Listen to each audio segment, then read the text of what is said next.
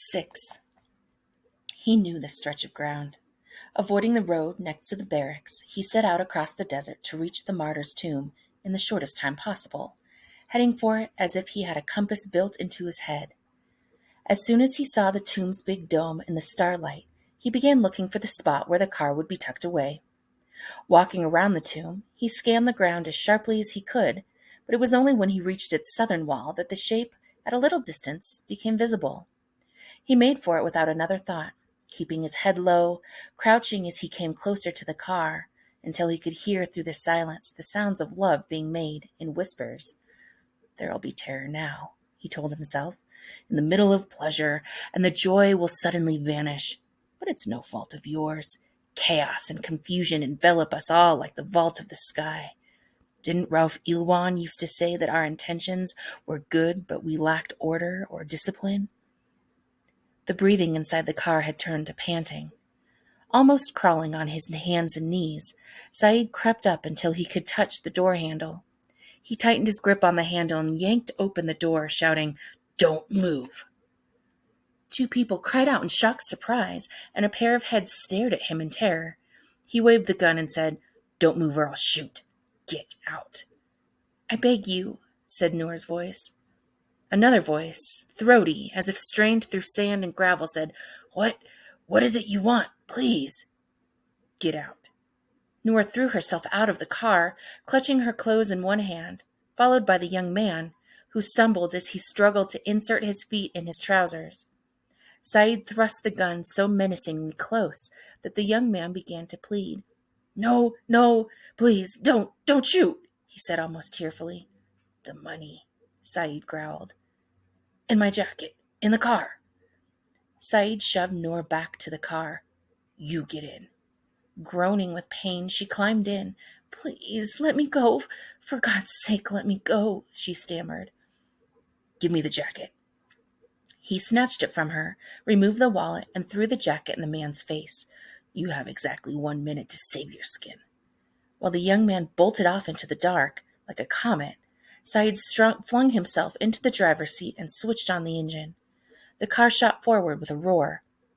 "I was really scared," Noor said as she dressed, "as if I hadn't really been expecting you." "Let's have a drink," he said as soon as they reached the road, still hurtling forward. She handed him a bottle and he took a swig. He handed it back to her and she did the same. "Poor man, his knees were shaking," she said. "You're very kind-hearted.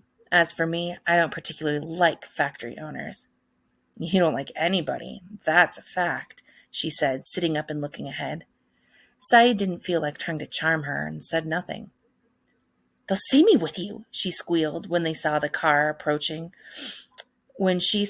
the car was approaching Abbasiyah. The same thought had occurred to him, so he turned off into the side street that led toward Darasa and drove a little slower.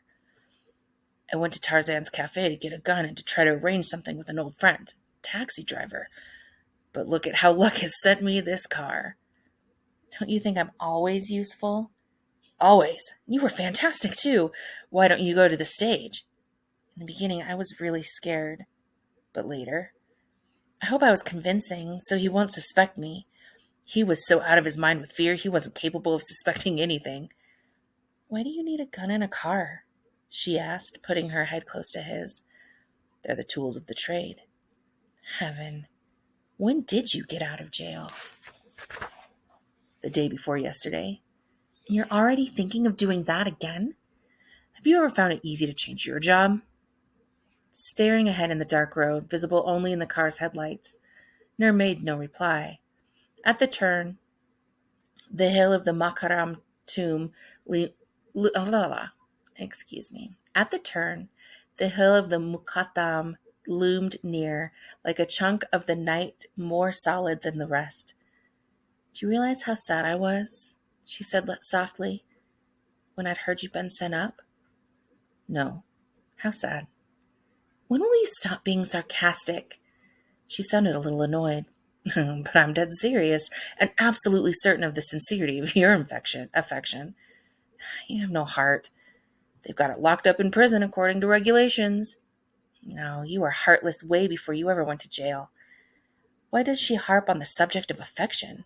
She should talk to that treacherous woman and the dogs and the little girl who rejected me. One day we'll succeed in fighting it, he said. Where will you stay tonight? Does your wife know where you are? I don't think so. Are you going home then?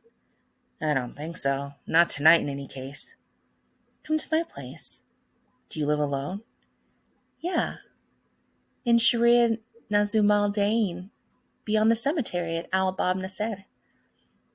Number? There's only one house on the street. It's over a sackcloth store, and right behind it is the cemetery. Oh, what a great location, Saeed laughed.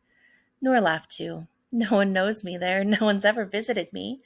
You'll find it on the top floor. She waited for his reply, but he was busy watching the road, which began to narrow between the hill and the houses that came after Sheikh Ali Juindi's place. At the top of Sharia Darasa, he stopped the car and turned toward her. Sharia. This is a good place for you to get out. Won't you come with me? I'll come to you later on. But where are you going this time of hour of night? You go straight to the police station now. Tell them exactly what happened, as if you had nothing to do with me, and give them a description of a person completely different from me. Say he's fat, fair-skinned, and has an old scar on his right cheek. Tell them I kidnapped you and robbed you and raped you. Raped me? In the desert in Sinhum, he went on, ignoring her exclamation, and say I threw you out of the car and drove away. Are you really coming to see me? Yes, that's a solemn promise. Will you be able to act this well at the police station as you did in the car? I hope so. Goodbye, then. And he drove away. 7. To kill them both, Nabawiya and Eilish, at the same time would be a triumph. Even better would be to settle with Ralph Eilon, too, then escape. Go abroad, if possible. But who will look after Sana? The thorn in my side. You always act impulsively, Saeed, without thinking, but you mustn't rush this time. You must wait until you've arranged things, then swoop like an eagle. But there's no point in delay either. You're a hunted man. You became a hunted man as soon as they knew you were coming out, and now, after the car incident, the search will be intensified. Only a few pounds in the wallet of the factory owner's son. Another stroke of bad luck. If you don't strike soon, everything will collapse. Who will look after Sana, though? That thorn again. She rejected me, but I still love her. Should I spare your unfaithful mother for your sake, then? I must find the answer right away.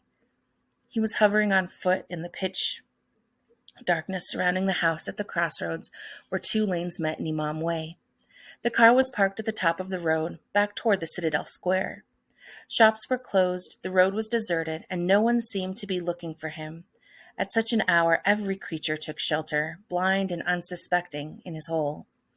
Saeed could easily have taken further precautions, but he was not going to be diverted from his purpose, even if it meant Sana's having to live alone all her life.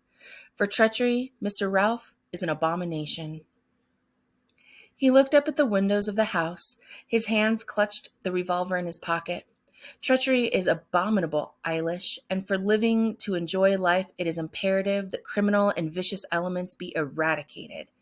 Keeping close to the wall, he approached the door, then entered the house and cautiously climbed the pitch-dark stairs, passing the first floor, then the second to the third. Right, and then there was the flat, the door, snugly closed on the most rotten intentions and desires. If he knocked, who would answer? Would it be Nabawiya? Was the police detective perhaps lurking somewhere? There was hellfire for them both, even if he had to break into the flat. He must act at once. It was not right that Eilish Sidra should stay alive for even one day while Saeed Mehran was a free man. You'll get away without a scratch just as easily as you have scores of time. You can scale an apartment building in seconds, jump unhurt from a third-floor window, even fly if you wish. It seems you must knock on the door. But knocking might arouse suspicion, especially at this hour. Nabawiya would fill the world with her screams and bring some cowardly fools. That detective, too. You'd better break the little glass pane in the door. He had had the idea in the car on the way here, and now he came back to it. He drew his gun and gave the glass one blow through the twisted bars that protected it. As the glass broke and the pieces scattered, it made a noise like a choked-off scream in the silent night. He flattened himself against the wall, next to the door, and waited, his heart beating fast and his eyes peering into the darkness of the entrance hall, where the gun was pointed.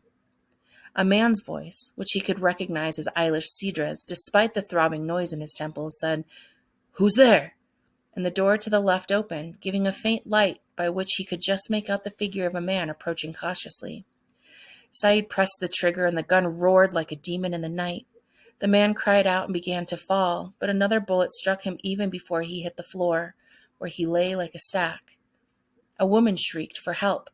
Nabawia's voice. "Your turn will come. There's no escape for me. I'm the devil himself," he shouted as he turned to escape, leaping down the stairs so recklessly that he reached the bottom in seconds, where he paused briefly to listen, then slipped out.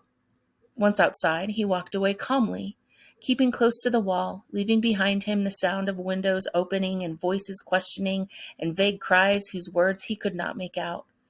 When he reached the place at the top of the road where he'd parked the car and had pulled open the door to get in, he spotted a policeman running from the square toward Imam Way. Ducking down, he hid on the floor of the car as the policeman ran on past toward the screaming, remaining still until the footsteps sounded far enough away. Then he sat up behind the steering wheel and sped off. At the square, he slowed down to a normal speed, the din still haunting his senses and settling in at last within his nerves. He felt stunned. Confusion pervaded his whole being, and he was only half aware of what he did as he drove on. A murder. But there's still Ralph Ilwan, the high-class trader, really much more important and dangerous than Eilish Sidra. A murderer. You're now one of those who commit murder. You have a new identity now and a new destiny.